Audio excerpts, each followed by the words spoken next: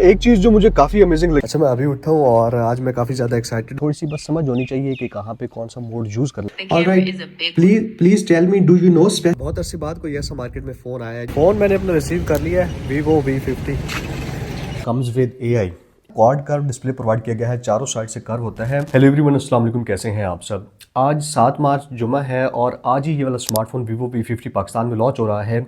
मेरे पास इस स्मार्टफोन को 1 दिन हो चुका है। अब मैं क्योंकि इस फ़ोन को अपने एंड्रॉयड फ़ोन के तौर पे पर्सनली यूज़ करने वाला हूँ अगले 1-2 साल के लिए, तो इस स्मार्टफोन के लिए मैं काफ़ी ज़्यादा एक्साइटेड था, क्योंकि आपको पता है मैं आईफोन यूज़ करता हूँ, वीडियोस वगैरह इसी से शूट होती हैं। मेरे पास कोई एंड्रॉयड नहीं है। आज मैं अपना एंड्रॉयड फ़ोन लेने जा रहा हूँ और बहुत अरसे बाद कोई ऐसा मार्केट में फ़ोन आया है जिसने एंड्रॉयड में मुझे एक्साइट किया है, और वो है Vivo का V50।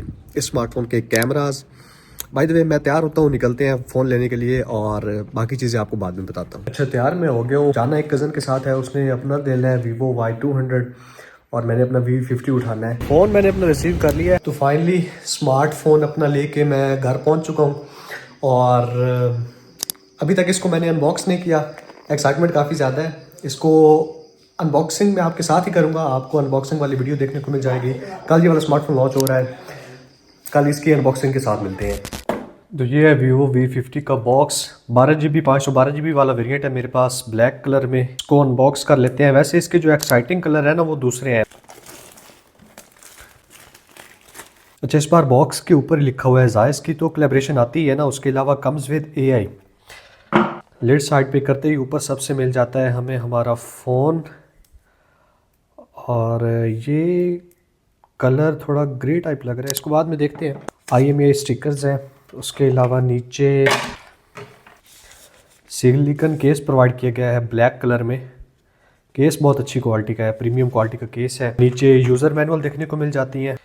उसके अलावा बड़ी सी चार्जिंग ब्रिक है, 90 वाट का फ्लैश चार्ज भी वो बॉक्स के अंदर प्रोवाइड कर रहा है। USB-A to USB Type-C cable है और नीचे सिम इजेक्टर पिन देखने को मिल जाती है। मोबाइल फ़ोन होल्ड करने में काफ़ी स्लिम और हल्का महसूस होता है।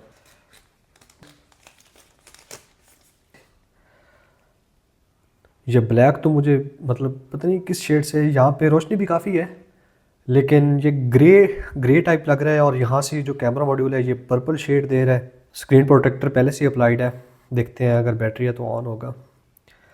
ऑन हो चुका है। अब इसको मैं टेस्ट कर लेता हूँ थोड़ा सा, उसके बाद मिलते हैं। फ़ोन को मैंने यहाँ पे अनबॉक्स कर लिया है और नए बॉक्स की, नए फ़ोन की जो फ्रेगरेंस होती है ना, जैसे ही मैंने स्मार्टफोन को मतलब निकाल के यूज़ करना स्टार्ट किया है ना, कैमरा की एप्लीकेशन खोल ली है, भाई ज़िंदगी की वो एक्साइटमेंट वापस आ गई है। जितने ज़्यादा मोड्स हैं कैमरा में, जायस कोलैबोरेशन की वजह से V50 काफ़ी ज़्यादा मोड्स प्रोवाइड करता है, और स्पेशली क्योंकि IP68 69 रेटिंग के साथ आता है, वाटर एंड डस्ट रेजिस्टेंस काफ़ी अच्छी है इस फ़ोन की। इनफैक्ट इस प्राइस पे सबसे बेस्ट है।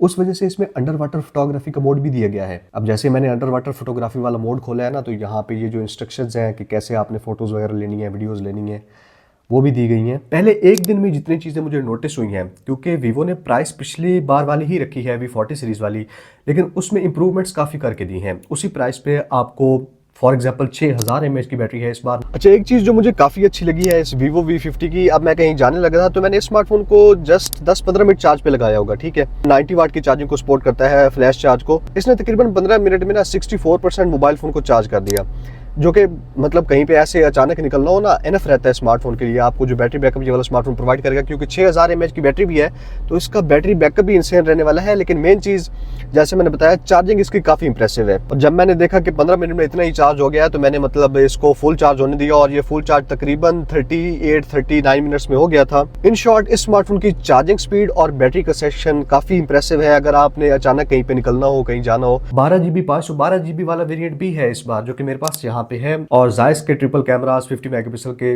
आपको पता ही है। भाई ने इस स्मार्टफोन का कैमरा मैंने रात को भी टेस्ट किया है, और अभी यहाँ पे मैं आपको टेस्ट करके दिखा देता हूँ। बैक साइड पे 2 कैमराज हैं 50 मेगापिक्सल के, अल्ट्रा वाइड लेंस और मेन कैमरा, और सामने भी 50 मेगापिक्सल का कैमरा है ऑटो फोकस के साथ। कैमरा में मोड्स काफ़ी ज़्यादा है, बहुत ज़्यादा, जितने मोड्स आपको चाहिए ना उससे भी ज़्यादा मोड्स Vivo प्रोवाइड करता है। और मुझे सबसे अच्छा लगा है जो मल्टीपल फोकल लेंस प्रोवाइड की गई है ना पोर्ट्रेट के लिए। 23 mm पे आप पोर्ट्रेट फ़ोटोज़ ले सकते हैं, 35 mm पे, 50 mm पे लेंस किट दी गई है। स्ट्रीट पोर्ट्रेट आपने लेना है, नेचुरल पोर्ट्रेट, तो अपने हिसाब से मोबाइल आपको सजेस्ट करता है। आपको मेहनत करने की, थोड़ी सी बस समझ होनी चाहिए कि कहाँ पे कौन सा मोड यूज़ करना है। बाकी चीज़ें ये वाला स्मार्टफोन खुद ही हैंडल कर लेता है। ज़्यादा जो फ़ोटो सैंपल्स मैं क्लिक कर पाया हूँ वो रात में थे, लेकिन ये चीज़ भी है कि रात में ही असल कैमरा के पोटेंशियल का पता चलता है। नाइट टाइम के इस स्मार्टफोन के जो मुझे रिजल्ट्स मिले हैं ना कैमरास के, कसम से माइंड ब्लोइंग है। इसी वजह से मैं स्मार्टफोन के लिए एक्साइटेड हूँ और इसको मैंने अपने फ़ोन के तौर पे यूज़ करना है, क्योंकि मैं short content YouTube, TikTok, Insta वगैरह की जो शॉर्ट वीडियोस होती हैं ना, वो इस स्मार्टफोन पे शूट करने वाला हूँ। तो अगर आप इस स्मार्टफोन का मजीद कंटेंट देखना चाहते हैं, आगे आपको काफ़ी वीडियोस मिल जाएंगी। इसका अलग से कैमरा टेस्ट, क्योंकि भाई कैमरा में इतने मोड्स हैं ना, इतनी चीज़ें हैं कि वो अलग से कैमरा रिव्यू डिजर्व करता है। इसका अलग से कैमरा रिव्यू और ओवरऑल जो रिव्यू है ना मेरा, वो तो 7-8 दिन बाद, 10 दिन बाद ही मैं प्रोवाइड करूंगा। आपने बताना है एंड में कि ये वाला स्मार्टफोन आपको कैसा लगा है। सर्कल टू सर्च भी देखने को मिल जाता है Vivo V50 पे। अब जो कि ये वाला स्मार्टफोन एंड्रॉइड 15 के साथ, FunTouchOS 15 के साथ आउट ऑफ द बॉक्स आता है, तो मैंने AI के बहुत सारे फीचर्स नोटिस किए हैं इस फोन में। और स्पेशली इस बार आप देख सकते हैं Vivo ने बॉक्स के ऊपर भी लिखा हुआ है कम्स विद AI। तो AI के बहुत सारे फीचर्स, जैसे कि आप पावर बटन प्रेस किए रखते हैं ना, तो जेमिनी लाइव को एक्सेस कर सकते हैं। असिस्टेंट, जिससे आपने बात करनी हो, कोई चीज़ पूछनी हो, यहीं से हो जाएगा। Alright, please tell me, do you know specifications of V50? The Vivo V50 is a pretty solid mid-range phone. It's got a nice, big 6.77-inch AMOLED display with a smooth 120 Hz refresh rate. और उसके अलावा अगर आप ये जो नीचे बार है इस पे प्रेस किए रखते हैं ना, सर्कल टू सर्च वाला ऑप्शन अब मिल जाता है।